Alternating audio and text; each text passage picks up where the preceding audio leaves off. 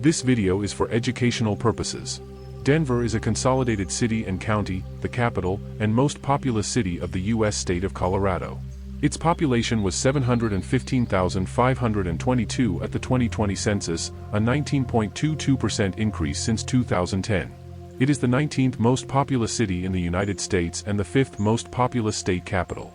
It is the principal city of the Denver-Aurora-Lakewood Metropolitan Statistical Area, the most populous metropolitan statistical area in Colorado and the first city of the Front Range Urban Corridor. Denver is in the western United States, in the South Platte River Valley on the western edge of the High Plains just east of the Front Range of the Rocky Mountains. Its downtown district is immediately east of the confluence of Cherry Creek and the South Platte River, about 12 miles, 19 kilometers, east of the foothills of the Rocky Mountains. It is named after James W. Denver, a governor of the Kansas Territory.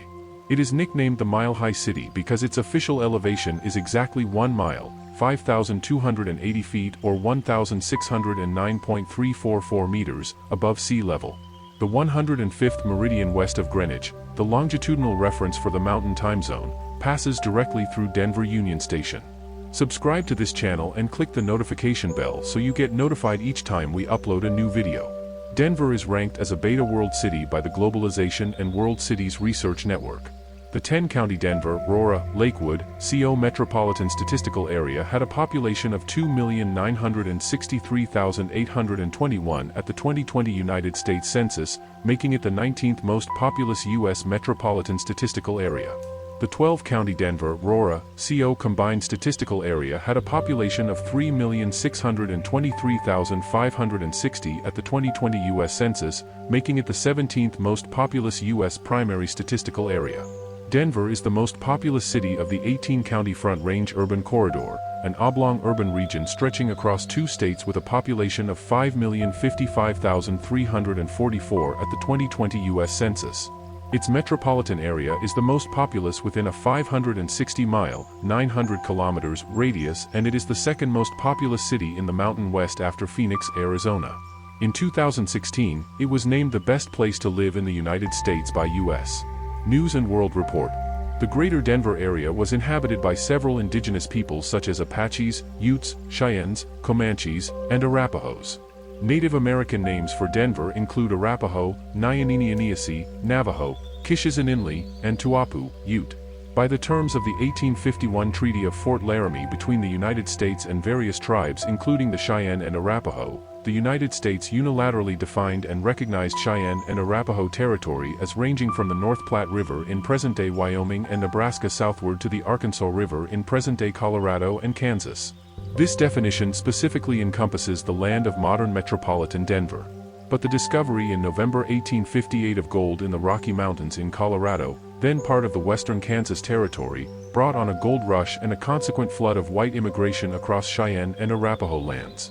Colorado territorial officials pressured federal authorities to redefine and reduce the extent of Indian treaty lands. In the summer of 1858, during the Pikes Peak Gold Rush, a group of gold prospectors from Lawrence, Kansas, established Montana City as a mining town on the banks of the South Platte River in what was then western Kansas Territory, on traditional lands of Cheyenne and Arapaho.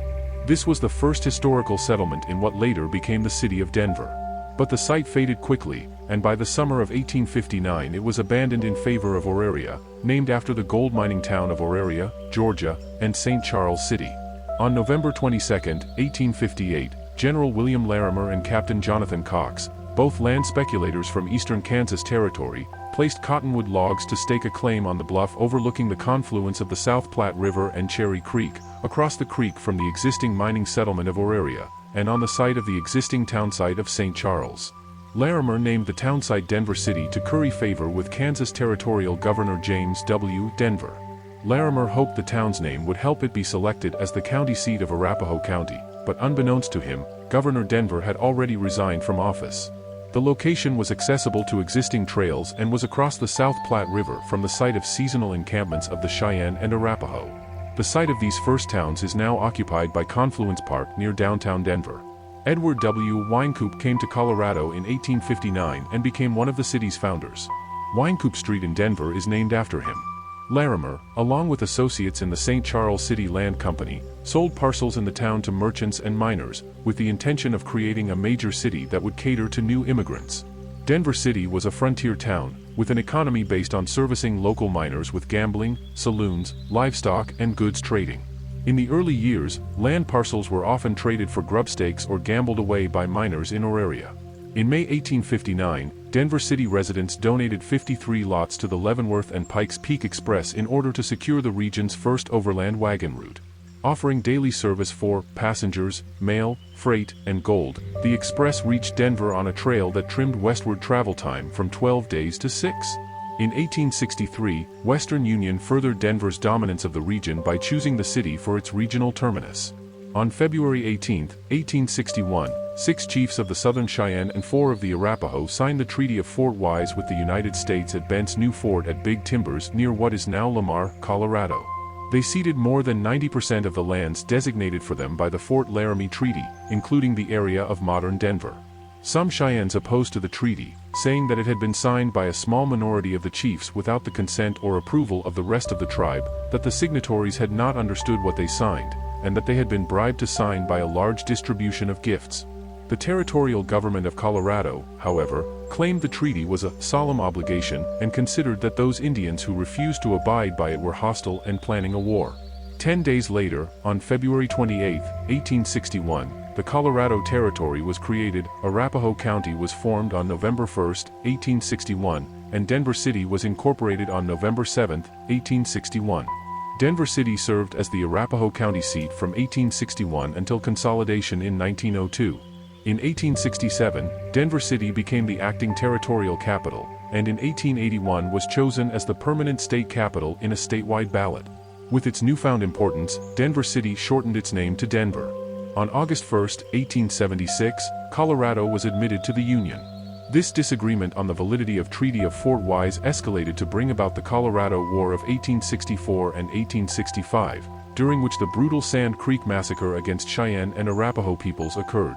The aftermath of the war was the dissolution of the reservation in eastern Colorado, the signing of Medicine Lodge Treaty which stipulated that the Cheyenne and Arapaho peoples would be relocated outside of their traditional territory. This treaty term was achieved, even though the treaty was not legally ratified by the tribal members, as per the treaty's own terms. Thus, by the end of 1860s, this effectively and completely cleared the Denver area of its indigenous inhabitants.